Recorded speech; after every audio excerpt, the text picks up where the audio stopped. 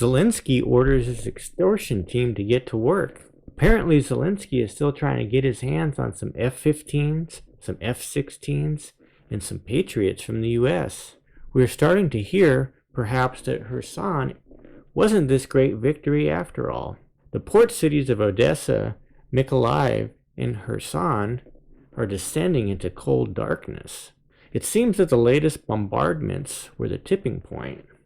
There is an uprising in Odessa, and it's thought to spread to other regions. Kherson remains without power and water, and it's laced with mines and is constantly under heavy shelling. They may have to evacuate soon from what we're hearing. Meanwhile, Zelensky has gathered 40,000 for a barbaric push to claim Crimea. Here, let's take a look at the latest maps. Here's a map of Kherson.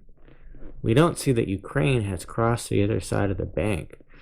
All we see is a lot of shelling on this side of the bank, and a lot of mines that have gone off, and an explosion over here.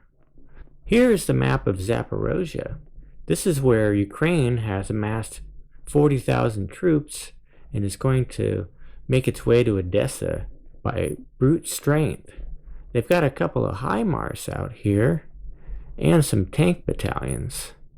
We'll see how far they can get. Here is the Donetsk-Severodonetsk front. It appears that Russia is advancing all up and down the line.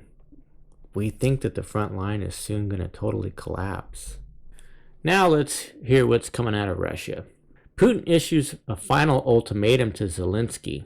2 or 3 more days of intensive airstrikes will likely decimate Ukraine's energy supply long term. Sounds like Zelensky is going to choose the option that forces all civilians to mobilize or flee.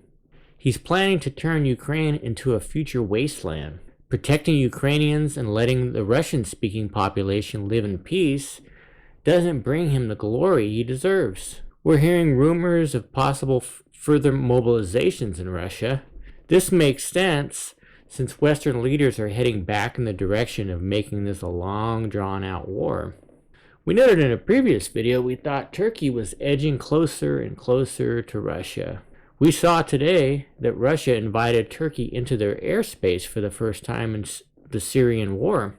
Sounds like they ended up attacking the US-backed territory over there held by the Kurds. Now let's look what's going on inside the US.